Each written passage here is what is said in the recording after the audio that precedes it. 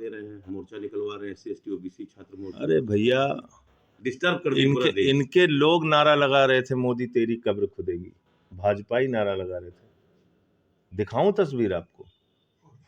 तो ये मिला जुला खेल है, इसके चक्कर मत पड़िए। भारतीय जनता पार्टी, मैं कहता हूं ना, साजिशों से भरी हुई देश को तोड़ने वाली पार्टी है।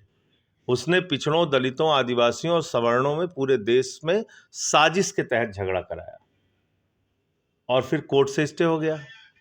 क्यों आपने इतना अस्पष्ट कानून बनाया जिसमें सुप्रीम कोर्ट से रोक लग गई? क्या लिखा सुप्रीम कोर्ट ने?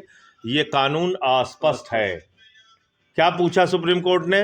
भाई, तमिलनाडु का व्यक्ति अगर उसके साथ कोई दुर्व्यवहार और भेदभाव होता है, वो किस कमेटी के सामने जाएगा? तो इसका जवाब मेरे पास है, और वो मोदी को भी पता था, वो इनकी सरकार भी कर सकती थी।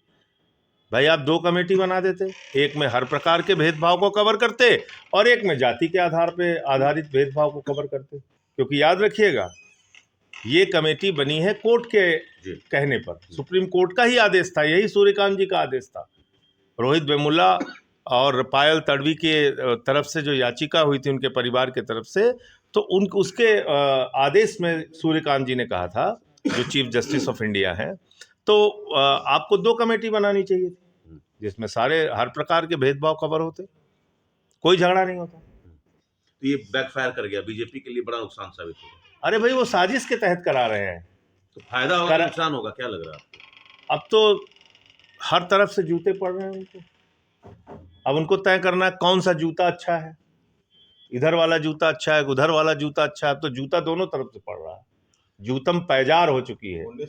अब जूतम पैजार में कौन सा जूता अच्छा है वो उनको तय करना है। सुभाषपा के विधायक हैं वेदी राम, काष्ठा है। पहली बात तो कि MCD में, केंद्र में LG उनका, लॉ एंड ऑर्डर उनका, 4 इंजन की सरकार दिल्ली में चल रही है। दूसरी बात ये कि आप कह रहे हैं कि एक गड्ढा भरने में हमको 7 साल लगेगा। चलो, गड्ढा भरने में 7 साल लग सकता है उनको, बहुत ही बेचारे कमज़ोर आदमी हैं, कमज़ोर सरकार है उनकी। लेकिन गड्ढे के आसपास 4 बल्ली गाड़ के उसको सुरक्षित करने में 7 साल लगेगा। इसका मतलब कि तुम्हारी जिंदगी की कोई कीमत हम लोग समझते नहीं है। गड्ढे में गिर के मरना है तो मरो। हम गड्ढे खोदेंगे और गड्ढे खुले छोड़ देंगे, उसको 4 बल्ली गाड़ के सुरक्षित भी नहीं करेंगे, ये कहना चाहते हैं तिवारी जी।